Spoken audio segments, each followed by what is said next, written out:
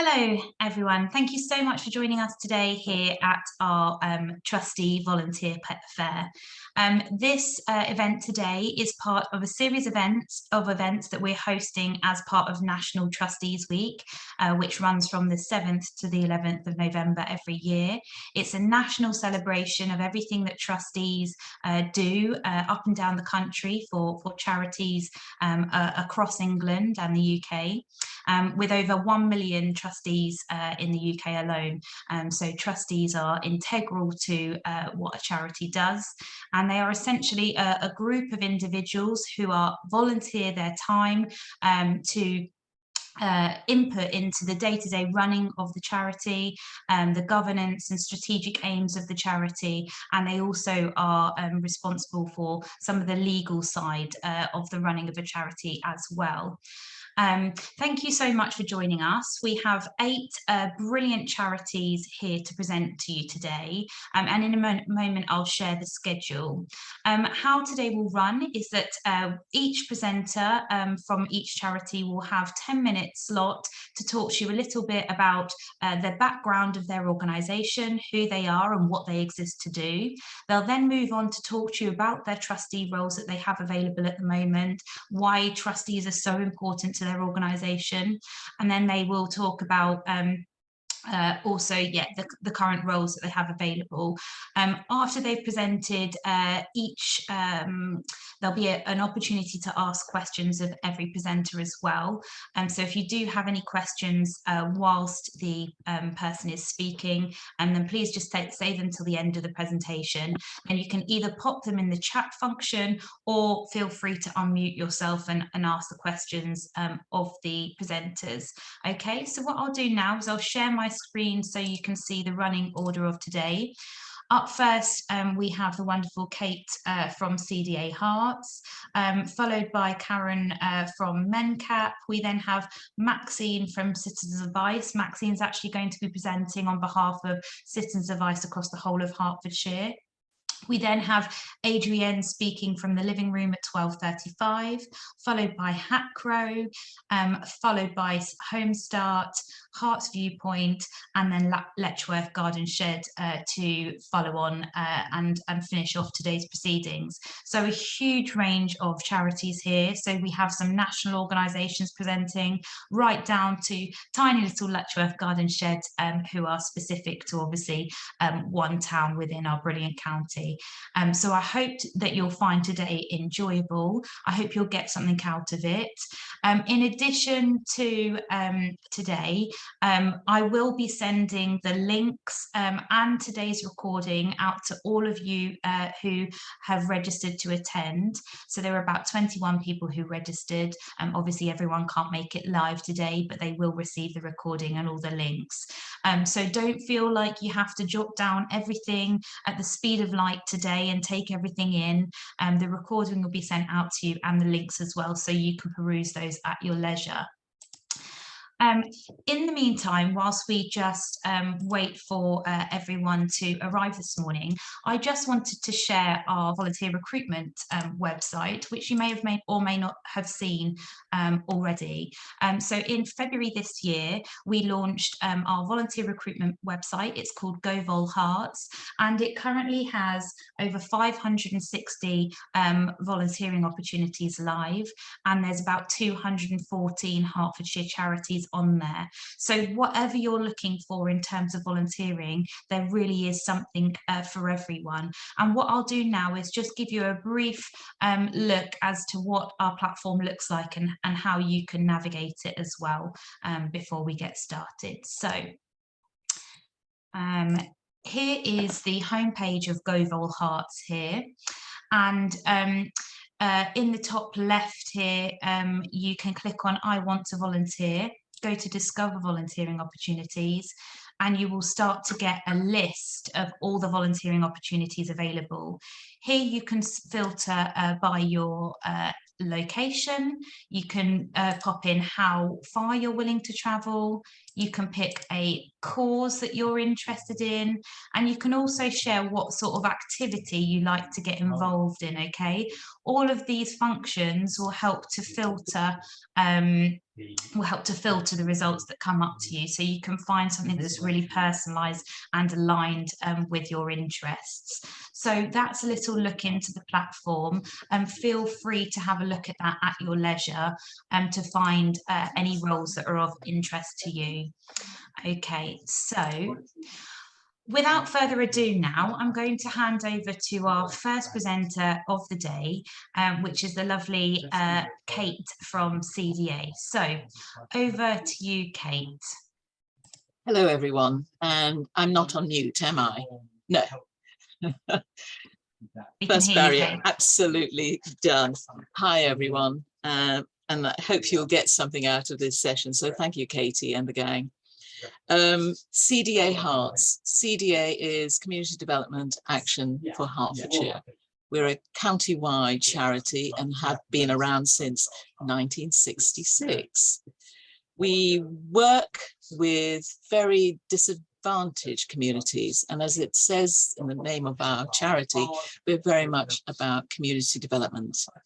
So our breadth of service is very, very broad. As the county-wide rural community charity, we work with village halls, for instance, community buildings, community transport. We deliver digital inclusion now, which is very, very important for our rural people and groups. We even have an oil buying scheme, which we think is so relevant in this days of crises, and affordable rural housing and community energy. So that's a huge breadth of rural support that we provide.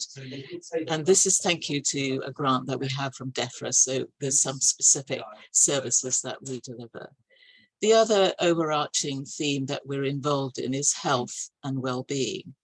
And as I said, we work with very diverse communities. In this particular service, we're working with the Black, Asian, minority, ethnic, about very much now the health inequalities and other inequalities that have been affected by them.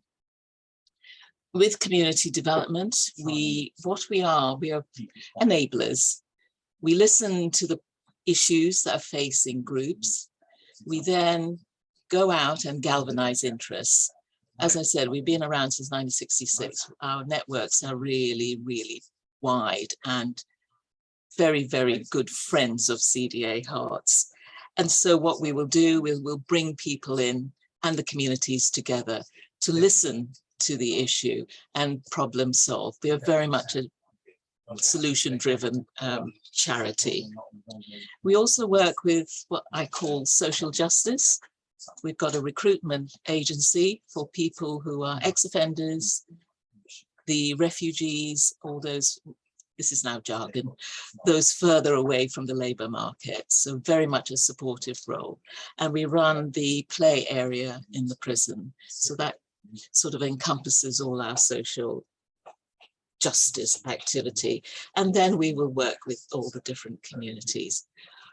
What we are looking for are two specific roles. One's for the treasurer. Our current treasurer is retiring after, I'm sure he won't want me to tell you how many years he's been with us. So it's about the treasurer giving oversight of all the rules and regs, because we are regulated by the Charity Commission and also by Companies House.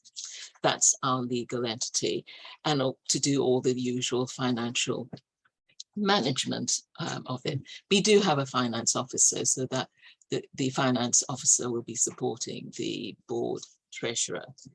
The other role that we are looking for is one, we're calling it loosely a community champion, someone who's worked in the communities, who is aware. It doesn't have to be rural or urban, you know, someone who's, you have a general interest in the well-being of communities, because people, our groups that we're working with are really suffering.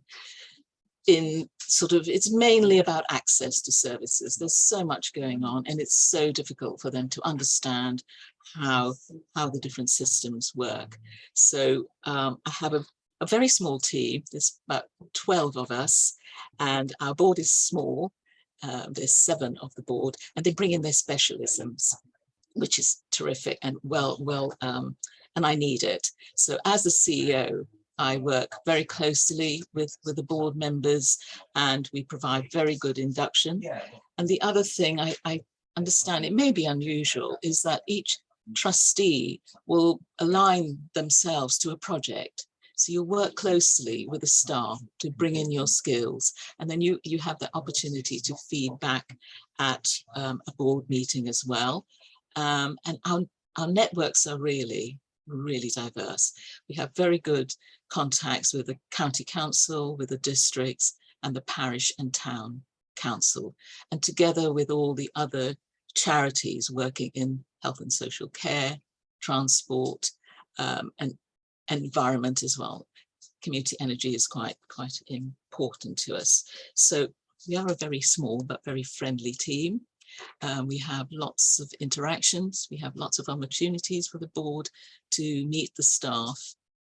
We have an annual away day and an annual gathering at Christmas, which is vital for us. I'm very keen to make sure that the staff actually know who every board member is, and also vice versa. I'd like to give you a quote. One of our colleagues said, CDA is like being in a TARDIS, where so many diverse needs are supported by using the bottom-up approach. They're amazing. So we're very much grassroots. We hear the issues and we will bring it, because I actually sit on numerous strategic forums, and we will bring, we're very good advocates for the lost, for the voice, for the communities. And I really look forward to meeting you. Your skills will be so much appreciated, not only by me as a CEO, but by the team as well. Katie, have I overrun? That's absolutely perfect. Is that okay? Kate, thank you so much for that absolutely insightful presentation. I've learned something, as I always do on these volunteer fairs. I learned a lot about what CDA does. You provide so many invaluable services to so many of those sort of minority groups. So thank you so much for your presentation. If anyone on the event today has any questions, please do feel free to ask them. As I said, you can either pop them in the chat now, or you can take yourself off mute and ask anything you may like to. So if anyone has any questions. And I just need to give you all my apologies, because I've had to snuck out of a meeting and I've got to go snuck back into another meeting. It's all about health inequalities. So thank you very much, and hope your session goes very, very well, all of you. Thank you so much, Kate. Take care. Bye-bye. Bye-bye. So thank you very much to Kate again for that brilliant presentation on behalf of CDA Hearts. If you're interested in volunteering with CDA Hearts, the information for them and the link to their opportunities on GoVol Hearts is available in the chat now.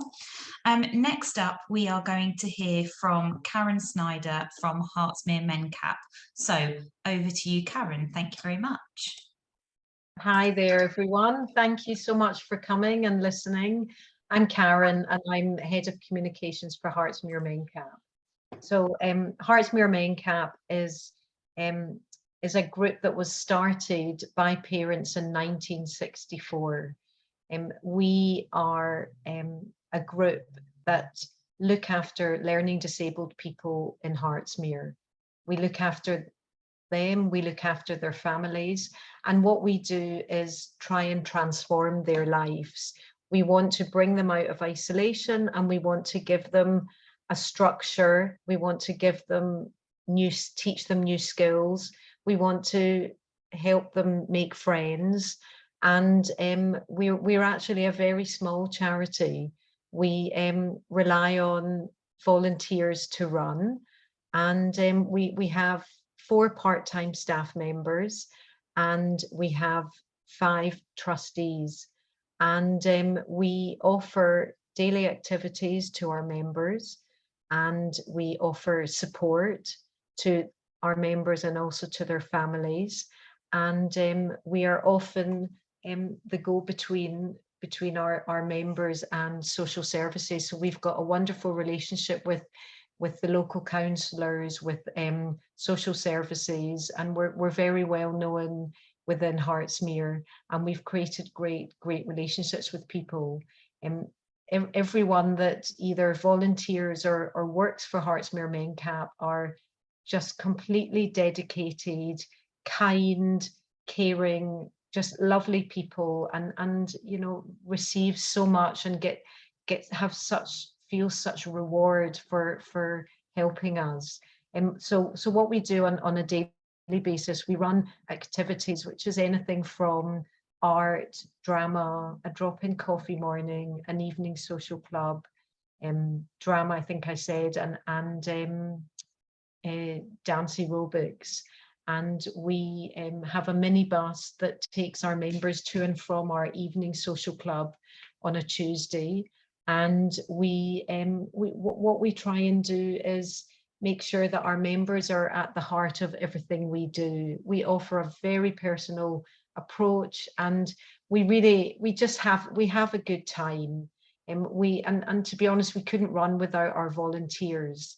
In terms of volunteering, we have a trustee of 5 people, and the trustees generally have their own area of specialism, but because we're such a small team, we all really work together, and everyone shares and everyone supports. We are looking for new trustees that will help us to drive our charity forward. We are looking for trustees that may have a background in finance. And in addition to that, we're always looking for general volunteers that are interested in coming to help us support our members in our daytime activities. So to be honest, our volunteers range from daytime, evening social club. We have volunteers that help drive our minibus. We have volunteers that help us on our administrative side, help us with HR, help us with accounts. So there's really lots and lots of opportunities. And I began working for Hertfordshire MenCap in February 2021, and I'm 49, and honestly, I have to say it's been the most rewarding job that I've ever had. And I offer myself, you know, as a part-time, but also I offer myself on a voluntary basis as well, because it's just, you know, you just get such enjoyment working for us. And we recently took on 2 new staff members, which has now made us a part-time team of 4. And in September, we had a strategy day, which was the most wonderful strategy day I've been on. It was just, everyone was just full of new ideas and full of motivation and full of drive to see this charity growing and developing. And it was excellent. It was really wonderful to see. And we also make sure that our members become part of what we do. So we do have members that are volunteers. We have members that have roles. So one of our members is our liaison officer and will liaise between anything that's going on between members, anyone who wants to talk. We have another member who is our volunteer transport officer. So he will work with our minibus volunteer drivers to make sure that we have a rota of who's driving when and which members are being picked up. We have a range of different roles, and our biggest, within the year, our biggest focus has to be our Christmas party. It's something that our members all look forward to, our volunteers all look forward to, and the families of our members look forward to as well. And it's just it brings us all together. We support Hertfordshire Learning Disability Forum, and every quarter we run a learning disability forum for anyone with a learning disability, family, stakeholders, professionals, carers, and recent topics have covered managing money and finances, keeping up to date with health, understanding the impact of the new highway code, and we run that every quarter. We welcome and appreciate anybody that wants to come and support us, and we're always there for volunteers. We offer a lot of training, and they're really part of the family, and without our volunteers, whether it's trustees, whether it's admin, whether it's daytime activities, whether it's a minibus driver, they're part of the family. And just before I end, I just wanted to actually also read out a quote from one of our volunteers, and what she said is, "I enjoy helping at MenCap because the people are friendly. There's a great sense of camaraderie, and it's heartening to see people overcoming their problems." And that's really what we're all about. So, as much as we run daily activities, support is hugely, hugely important to us.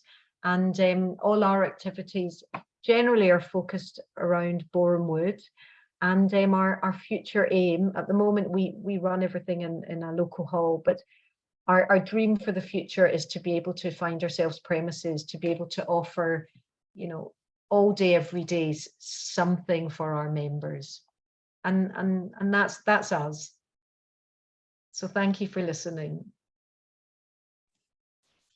Brilliant. Thank you so much, Karen, for that fantastic overview of what Hertfordshire exists to do. What MenCap exists to do, and how you support your members. It's really, really interesting. And again, such a breadth of services that you offer to improve those people's lives that you support. So thank you so much.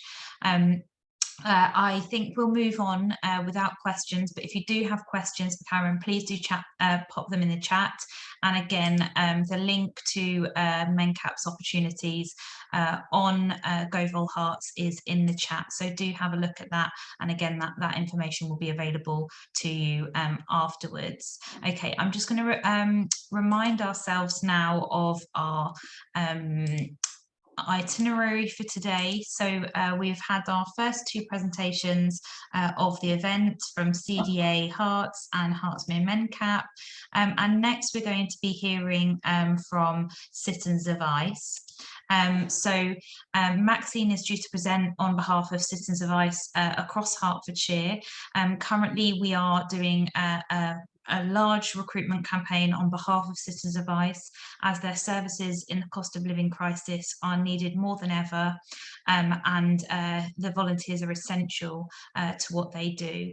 So there are many, many different roles within Citizens of ICE available, and Maxine's going to take some time to run you through those, particularly the trustee roles. So over to you, Maxine, and Deborah will share your slides. Thank you. Thanks, Katie. Nice to see everyone. While Deborah's sharing the slides, just to reiterate, we are very keen to get volunteers in. Our service is very much volunteer-led, and with the cost of living crisis, demand is just growing exponentially, and we are struggling to keep up. So the more volunteers we can get on board, obviously, the better. So have a look on the Citizens of ICE website, the links in the slides, if there's anything else that interests you. I'm particularly going to focus on trustees today.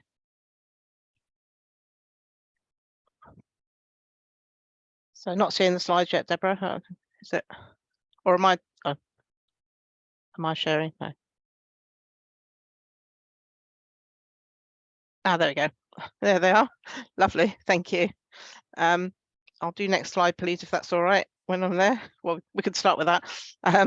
So I'm Maxine Bromyard. I'm Chief Executive Officer at Citizens of ICE Broxbourne, but I'm representing all the offices across Hertfordshire today. Do you want to move on to the next slide? And I'll, Deborah, thank you. So just a bit about what we do. There's some of you hopefully will know a bit about what we do already, but maybe not all of it. So we provide free, confidential and impartial advice to help people overcome their problems. We're a voice for our clients and consumers on the issues that matter to them. And we value diversity, champion equality and challenge discrimination. So we're here for everyone. Next slide. What do we do? So we provide free, confidential and impartial advice. And our goal is to help everyone find a way forward, whatever their problem is. People come to us with all sorts of issues. It could be money issues, it could be wanting to apply for benefits, it could be a housing issue or unemployment problems. They may be facing a crisis or just considering their options. It could be coming up to retirement and not sure whether to take their pension, or it could be that they're facing homelessness and being evicted. So it's a wide range of issues that we deal with, and volunteers get extensive training, particularly in providing that advice, because our quality of our advice is very important to us. We're accredited in terms of the advice we provide, and we do sort of extensive quality checking on the advice we give to make sure we give everyone the possible advice. What you may not appreciate perhaps is that each Citizens Advice Office is an independent charity. So we are members of the national organisation, but we are a separate charity, and every office is different in their own way and will deliver advice differently depending on their local area quite often. So next slide. So this is where the offices are in Hertfordshire. As you can see, Broxbourne is my area, right down the bottom. Dacorum over Hemel Hempstead and that surrounding areas. East Hertfordshire is one of the bigger offices, but is quite rural. So everyone's very spread out and has its particular challenges based on that. Hertsmere is, again, a bit more smaller and more urban. North Herts is a bit like East Herts and being rural and quite spread out. St Albans is central and quite a large population. Stevenage, similarly, large population, small area, again, more challenges. And then in the west, we have Three Rivers and Watford, and then Welwyn Hatfield, sort of a bit of mix of both really rural and urban. So all with very different challenges and different ways of dealing with things, depending on their local area. But often the challenges are very similar in terms of like the cost of living crisis, for instance. What I would say is that trustees, while we kind of like to have trustees from the local area, we do quite a lot of our trustee working remotely. So some of our meetings are remote. So it's not a barrier to joining another office. So while we have vacancies at some of the offices, if you don't happen to live in, if you live in an area which has an office that doesn't have vacancies, there's nothing to stop you applying as a trustee in one of the other areas, particularly Hertfordshire is, it's not huge, so it's not too far to travel wherever you are. So quite often our trustees won't come from the local area, but they're quite happy to accept them from outside if their local office hasn't got a vacancy. Okay, next slide. So as I said, each local office is an independent charity. It's led by its own board of trustees. Obviously, trustees are volunteers. They're responsible for the governance and strategic management of the organisation. So the sorts of things you would do as a trustee would be to manage and plan the overall strategic direction. So we have all offices will have a 3-year plan, which is updated every year in terms of our strategy, covering areas of how we deliver the service and our governance and staffing.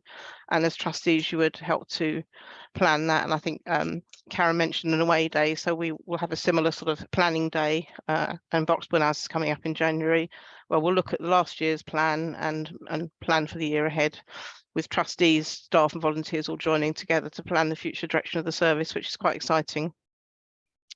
You act as an employer for paid staff. At Broxbourne, we are quite small compared to some of the other offices. We have 11 paid staff at the moment. Some offices have perhaps up to 20. So in terms of paid staff, acting as employer and dealing with those HR issues on occasion can be a challenge. Managing the organisation's finances, not down to the level of kind of paying bills, but overseeing the finances, preparing and agreeing the budget and planning ahead. We're quite challenging in terms of our finance because we tend to live on a year-by-year basis. From one year to the next, we don't know where our next lot of funding is necessarily coming from. We get a certain amount of funding from our local authorities. Broxbourne gets the smallest amount, but so the rest of our funding comes from charitable trusts, and we have to fundraise for that money. So it can be quite a challenge to manage finances from one year to the next. Ensuring compliance with the law, so all about the governance and compliance with the Companies Act and Charity Commission, ensuring our returns are done on time. But again, it's overseeing that really rather than doing the detailed work. Some trustee boards have a company secretary who'll deal with that, and sometimes there'll be a solicitor. It does vary across offices. And you'd be making decisions and recommendations on premises, insurance and equipment. So not necessarily looking after the day-to-day operation, but making strategic decisions about the best options for the charity and the best way forward to use the money in the best way we can. So next slide.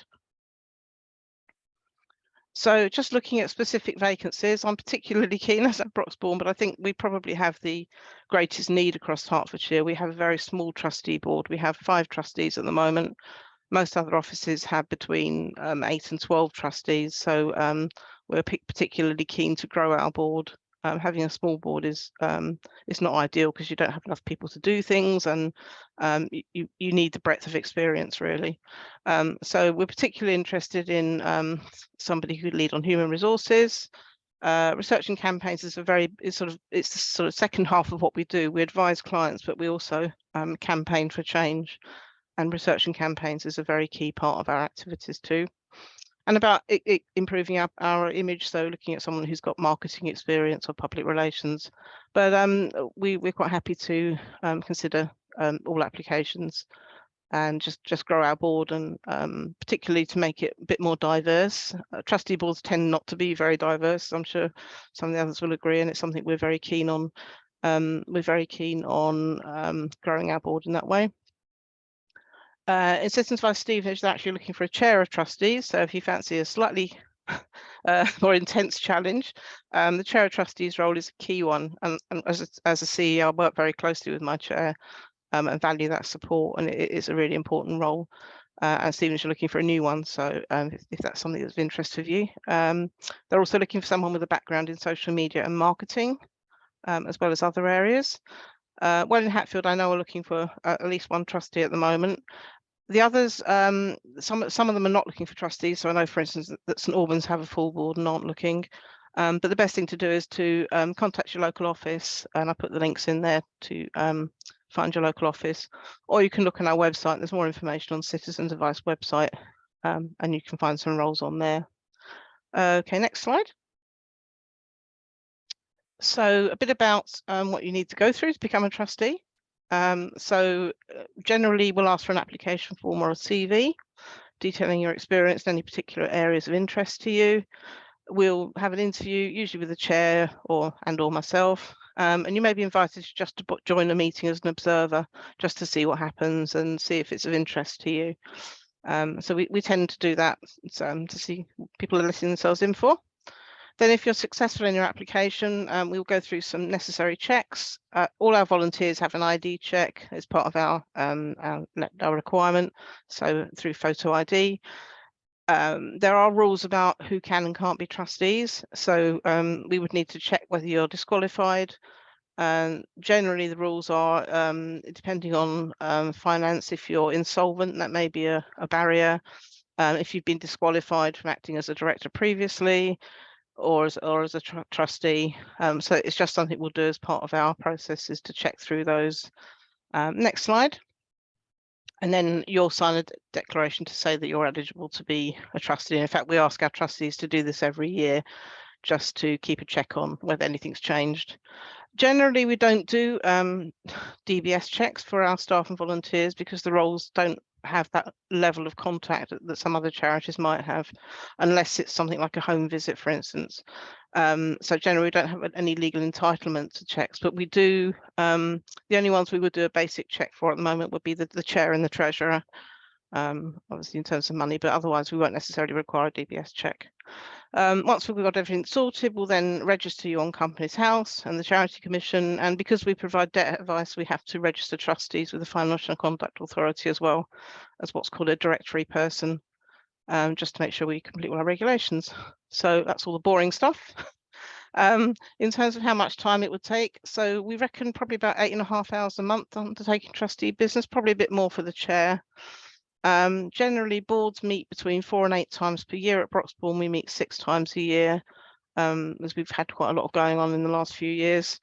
Meeting times tend to be in the evenings, and a lot of them I know in Herts are online these days. Since COVID, they've very much switched to online meetings, but some will be in person, or they maybe alternate between the two. We do like trustees to get involved outside meetings as well, and particularly working on key projects. So it could be working on the new budget.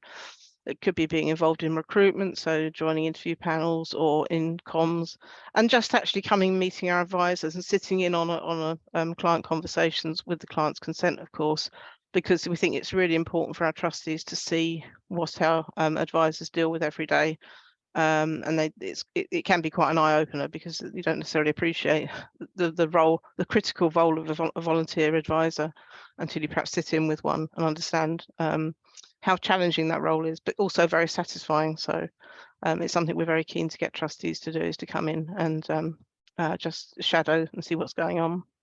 Okay, next one. So we're very keen to providing a welcoming and inclusive environment. It's a big aim of Citizens Advice is to challenge discrimination. So we'll do everything we can to provide the support and equipment you might need to use the application process, and to undertake the role, and any training you might need. And particularly, as I mentioned, we're particularly keen for our trustee boards to be diverse, but also to represent the local community. And we are very keen actually to get people who've been clients or volunteers in the past on board. We prefer we wouldn't take on somebody who's a current client of Citizens Advice, because we feel that would be a conflict.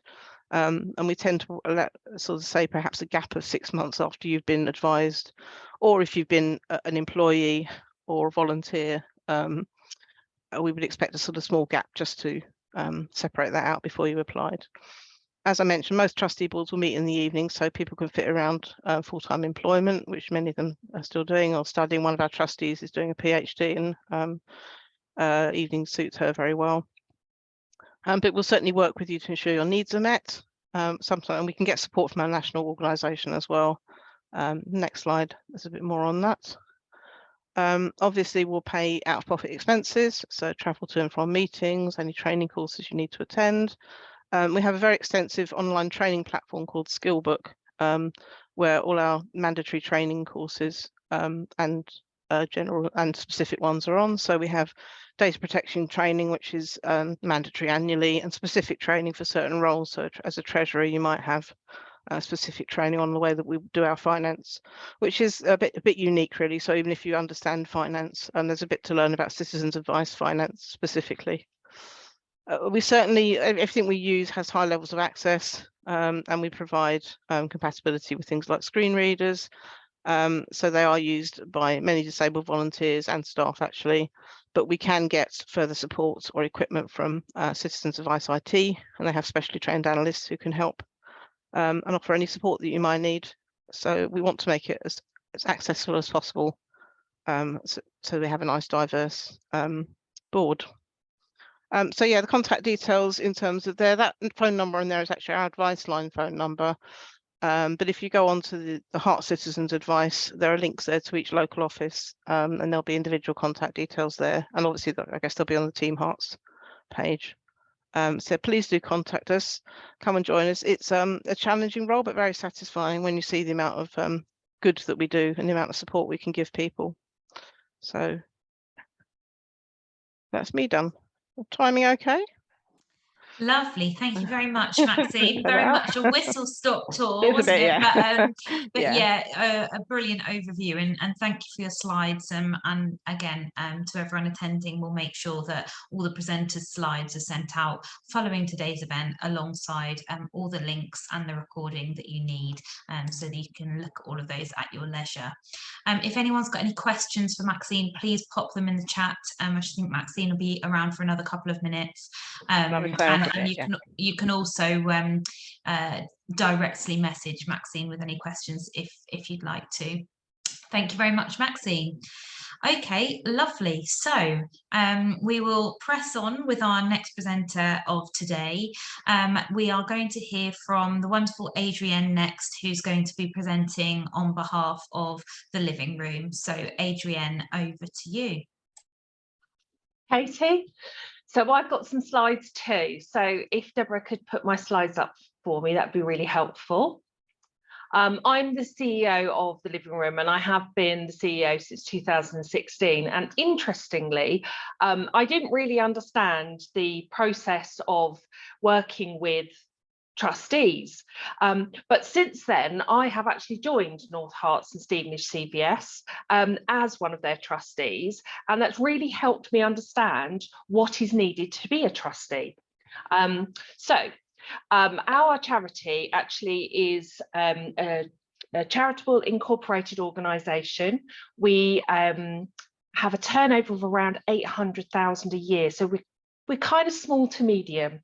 We have 38 staff and lots of volunteers doing a variety of roles for us to support the team. But we also have a community interest company, Revival, which has its own board, which is 2 charity shops, which are in Stevenage. So moving on, please, Deborah. So this is what we do. If you've never heard of the living room, this is who we are in a picture, because I think in pictures. We actually provide group therapy, and all of our counsellors are in recovery themselves. So they have lived experience of recovery. We have centres across Hertfordshire, and I'll show you the map in a minute. But this is what we do every day. But because addiction doesn't come with, I have just an addiction, we have to support everyone holistically. And we do support hundreds across Hertfordshire. So it's an amazing charity. We support all addictions. We support anybody over 18. The youngest that attends is 18, and the oldest that we've had through the service is 92. And we're non-time limited. So it means that people use our services and they're with us for how long they need us.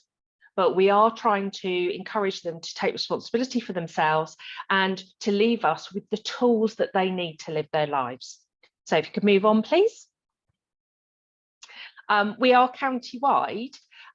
We have 3 treatment centres which are physical. So we have one in St Albans, one in Watford, and then our main one in Stevenage. However, we also have an online one, which came out of COVID. So some good things did come out of those times. And that's amazing because that supports people who are less likely to attend in person, and many people who attend our online service. Please. So how many do we support a year? So put it into context, as you can see here on my lovely chart, we support 340 people, so these are adults, plus 68 family and carers. So we don't just support the addict, we also support family members or carers. So somebody living with an addiction, they actually have people around them and they may need support too. But sometimes people don't need our services to that kind of depth, but they just need a bit of advice and guidance. And we have usually around 1,500 to 2,000 calls or contacts per year. And as you can see, we call these brief interventions. And our success rate is really good. It's 65%, and nationally it's 60%. And I'm really proud of everything that our team does because our model is quite unique. But we can't do it alone. So moving on to the next slide. We work really closely with our board of trustees, but I would say they're very strategic.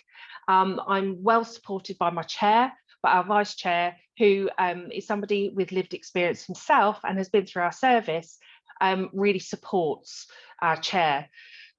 We do have other people within our service as trustees who are people who have had some experience of addiction, maybe not for themselves, but they do have family members or friends. So if you're somebody, and most people know somebody who's had an addiction, whether it's been treated or not, you do understand it's not just the typical stigmatized view of people with an addiction. And we've got a board of 6. Now, normally we have a board between 8 and 10. but we've had quite a few people move on, and it's a good time for us because it means that we can have new people come and join us. We are 23-year-olds, so we're well established. We've had some fantastic trustees that have helped us move the business on in our time, in our 22, nearly 23 years. So the next slide, please. So what do we need? We really need some more trustees, not just anybody, but we would love to know if you have the skills that we might be able to use. We are looking for specifics, but if you think, actually, I could really help, then please do apply. Please, so if you have a background in that, that would be helpful to us. Somebody who's got Watford knowledge. We moved into Watford, into our new venue this year, and we realised we don't really have a lot of knowledge on the board around Watford, so that would be helpful. You could have a clinical professional background. You may even be a trained counsellor yourself, but you do have a passion for talking therapies and working with people in Hertfordshire, because we're very Hertfordshire specific. And you may have a background in addiction recovery, whatever form that might take. So moving on. So what do you need to know? I think it's really important you know that we have a board that's very strategic. We do meet between 4 to 6 times a year, depending on the need. We might have an extraordinary meeting because there's something particular we want to talk about.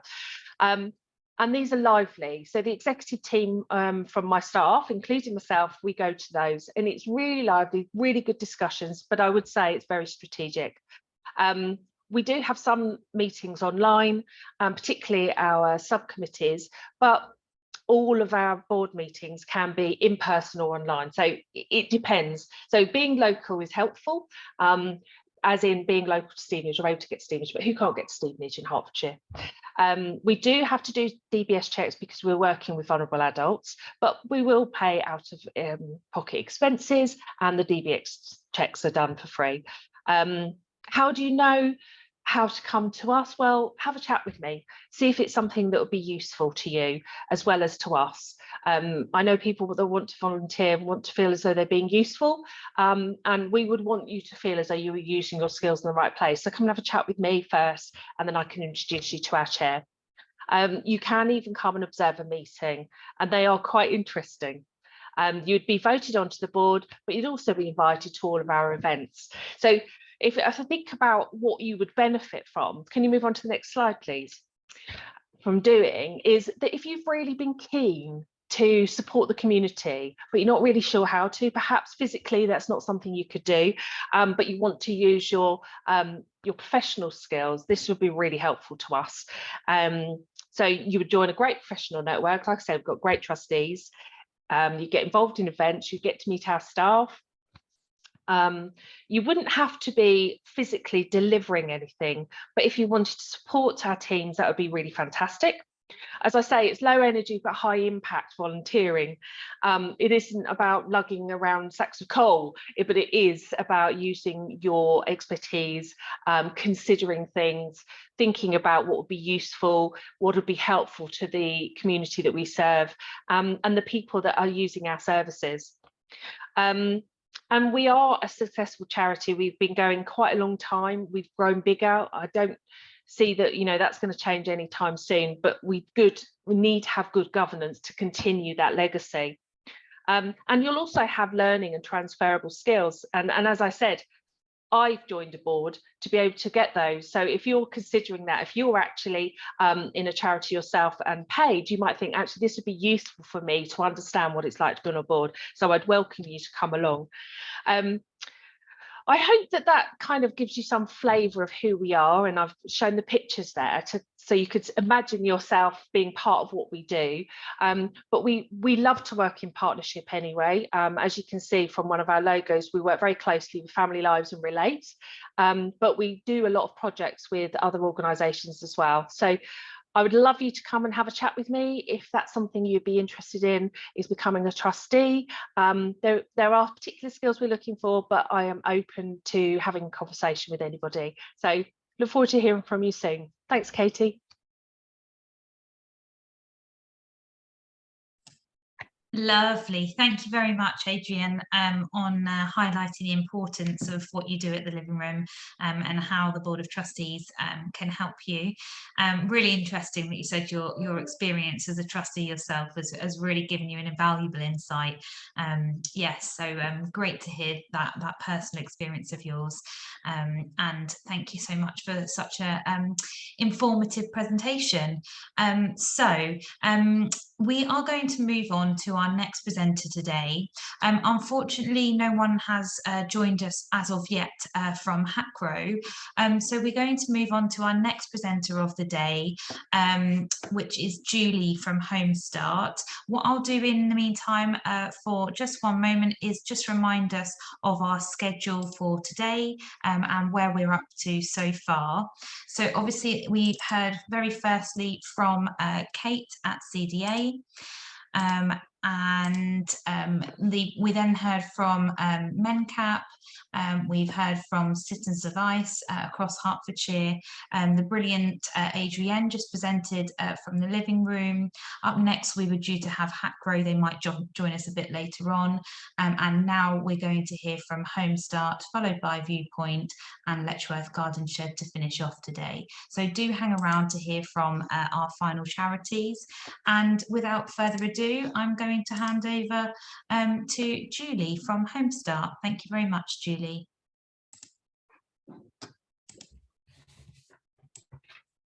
Hello, I'm Julie Mitchinson from Home Start, Royston, Buntingford and South Cambridgeshire. First of all, I'll tell you a little bit about Home Start and my role. I've been a trustee with Home Start for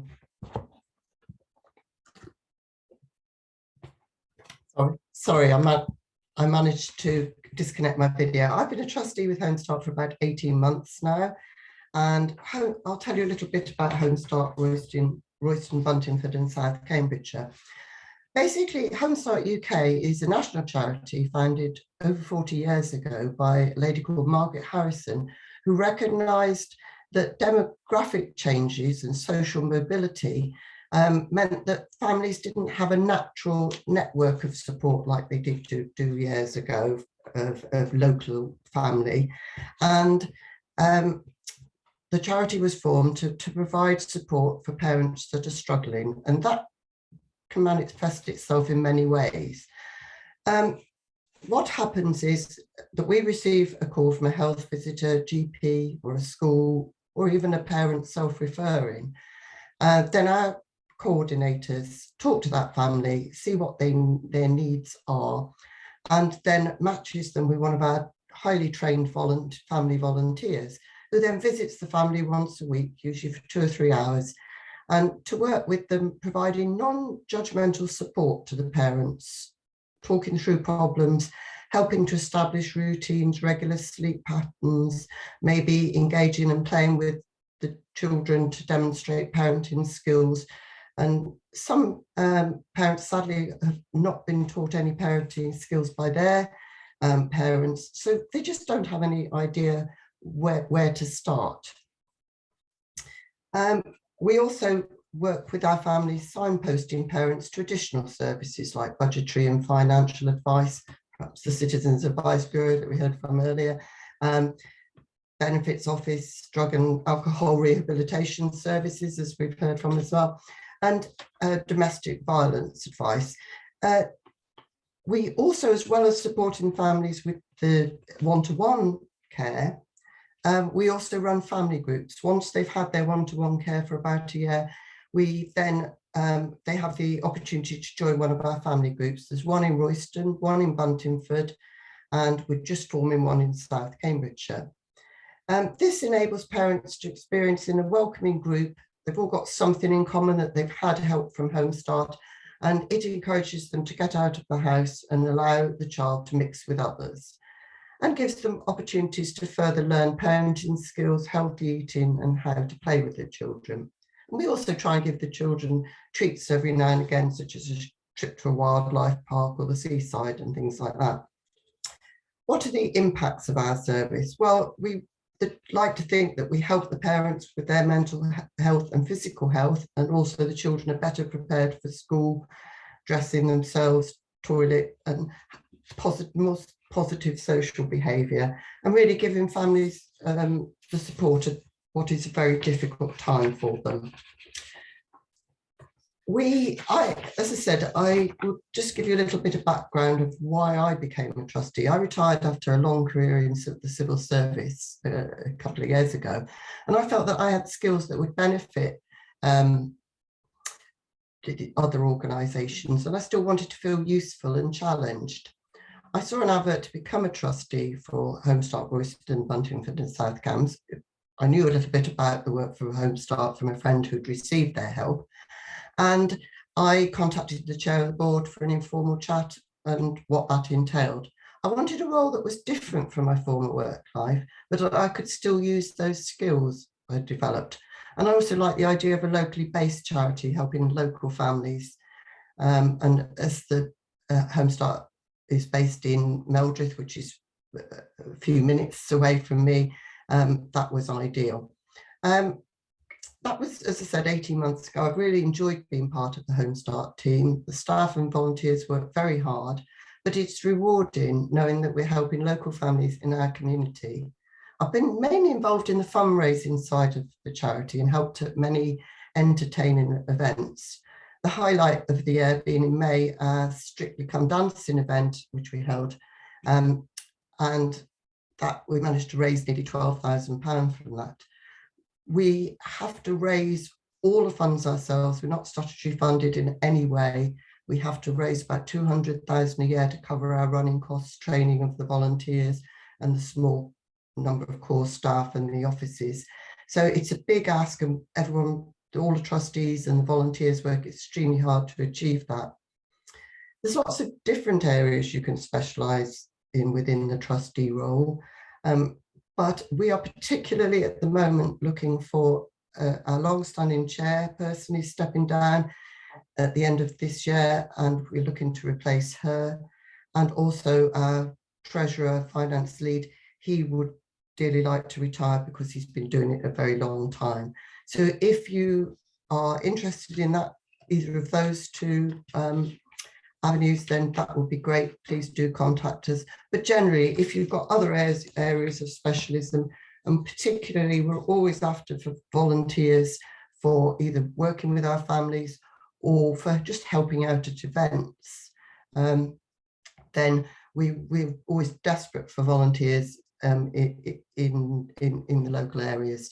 And that can be as little as from a few hours a year to a few hours a month, to as much as a few hours a month. But overall, it's very rewarding. I think Home Start get the use of my skills, and I get a lot back because I've met a lot of really interesting people and have broadened my knowledge so much since I've been involved with Home Start. Thank you.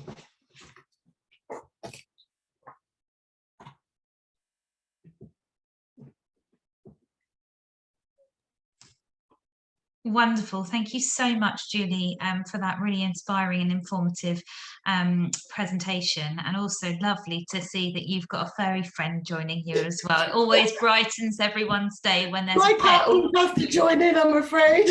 Absolutely, no, more than welcome.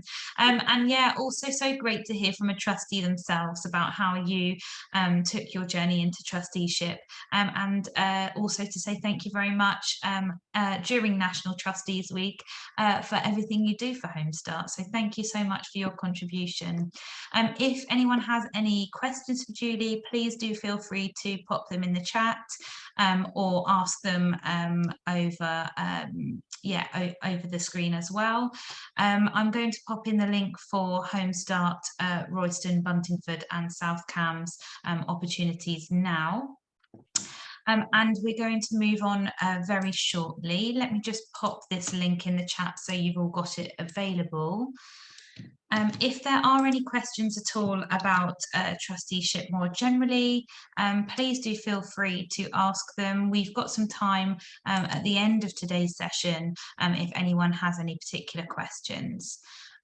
So Next up, we are going to move on to hear from a wonderful local organisation. I believe that Angela's joining us, yes. We are missing another one of our presenters today, as sometimes happens with technology. So we're going to move on to hear from Letchworth Garden Shed now. And Letchworth Garden Shed, as the name would indicate, are based in Letchworth in North Hertfordshire, and so I'm going to hand over to Angela to present for us now. Thank you very much.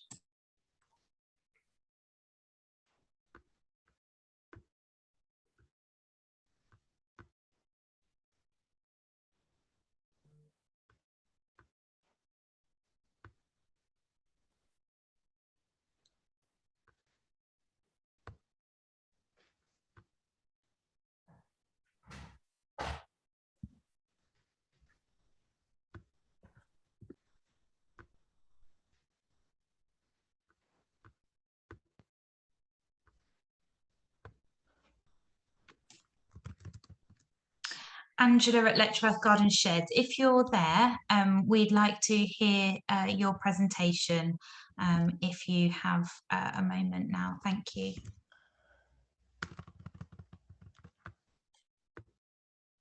Can you hear me there, Katie? I can hear you now, yeah, Angela, I can hear you. If you enable your video as well, then we can see you and my colleague Deborah when you're ready.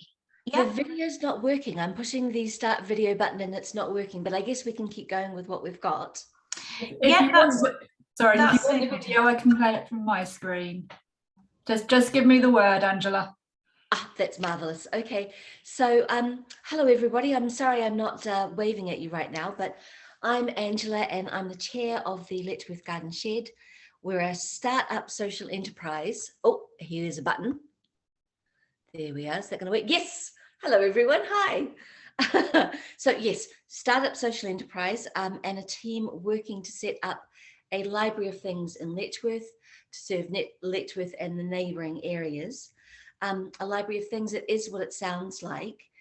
We lend out things at a nominal fee, not everyday things, but more things that you need from time to time. There are already 50 of them across the UK, and we think our community deserves one too. I'm sure this begs a lot of questions. I think the most important one to address first is, why do we think this is a good idea? We've actually got a clip. Katie, if we could play the clip that I supplied. Yep, we'll go ahead and do that now. Terrific.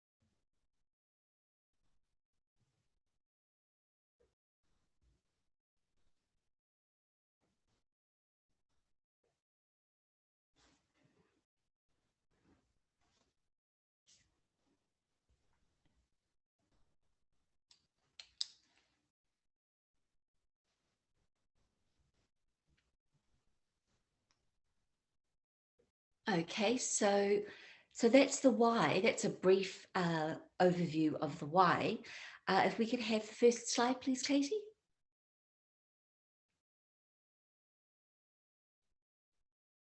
So there's, that's lovely. So there's going to be a lot of questions and we don't have much time today, so I'm going to try and address some of the important ones. First one, I think, is who are we? Next slide, please. So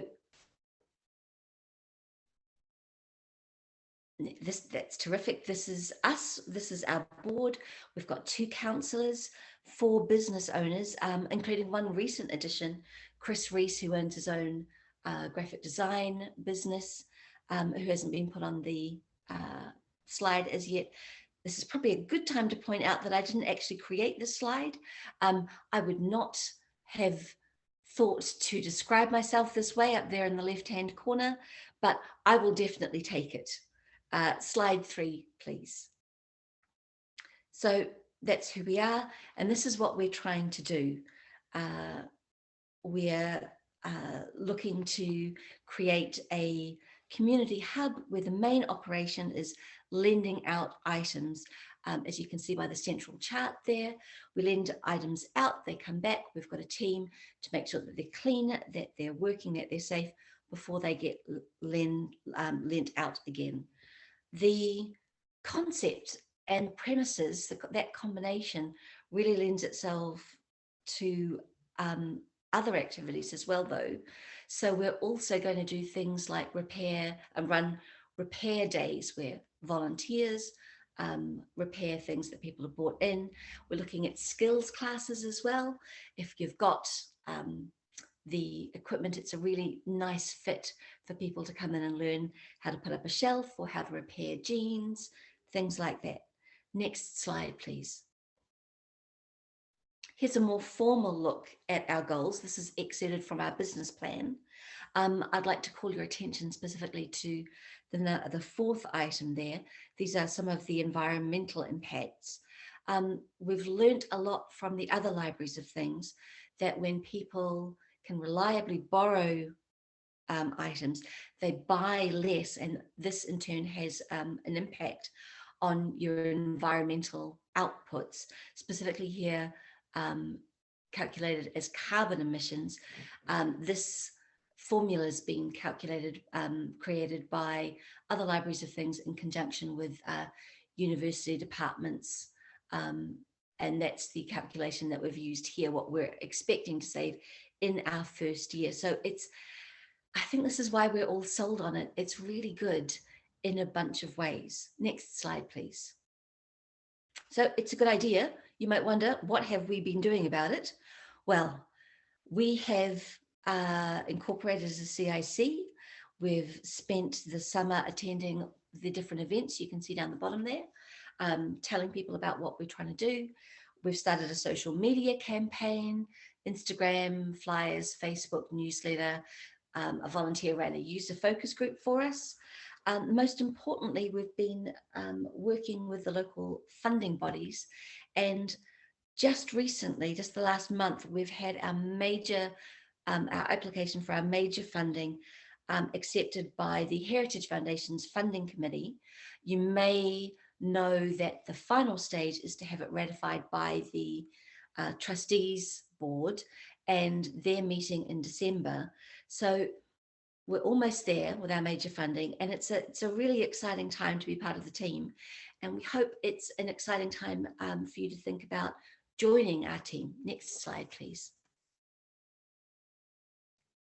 So we're going to be looking for a whole range of people to volunteer. We're going to be looking for people to come along and join the fixing team, to be the staff that stands in the shop and explains things to people. But we're looking for people with skills, specifically someone with legal skills. There's, as you would imagine, lots of different obligations and responsibilities. Hopefully very soon we'll have a lease that we have to negotiate. Having some legal advice on that would be wonderful. We imagine that being a semi-regular role. We're also looking, in terms of a trustee, for a treasurer/board member. And we're really looking for somebody who is keen to be an active part of our team. We all take part in the decision making. We all pitch in together. And it's an exciting way. It's exciting to be part of a group that's working in such a collaborative way. It's a big decision. And it's important that it's a good fit for you, that it's a good fit for us. We're really hoping that we can find somebody who's going to enjoy it as much as we do. So before you make any big decisions, you're welcome to get in touch. We've got a very big 39-page business plan, which we can give to you, which goes into great detail on all aspects, including the financial ones that we've set up. I'm always available for a coffee and a chat. We tend to have our business meetings at the Bakehouse, run by Jem and Andy there, who are also our board members.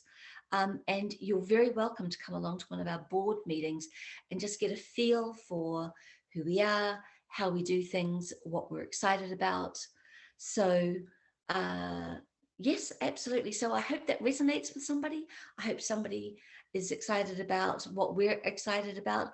And if so, I'm sure Katie will put our contact details in the chat.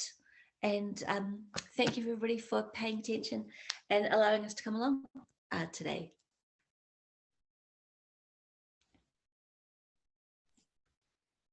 Wonderful. Thank you so much, Angela, for that brilliant presentation about one of the newly formed community groups in Letchworth. It's wonderful, the mission that you have, and that you are certainly a force, Angela. So don't talk yourself down. You've done brilliant things in setting up so far, and I'm sure there's a bright future for the organisation ahead, and a really, really useful tool for the local community to be able to borrow things instead of buying, and looking after our environment in that way is so important in the current climate. So thank you again for that brilliant presentation. Okay, so for now, that concludes all of our speakers from today. There are still some of our speakers here. So Julie's here, Karen's here, Maxine's here, Adrienne's here, Angela's here. So if you have any questions about any of those organisations, so the Living Room, Citizens Advice, Home Start, MenCap or Letchworth Garden Shed, please do ask the questions. If you've got any questions, feel free to put them in the chat, or you can also ask them out loud as well. What I'll do now is I'll stop the recording so that if anyone does have any questions, you can ask them sort of in privacy and in confidence. But all that's left to say is thank you so much to everyone for attending today. We really appreciate your interest in volunteering.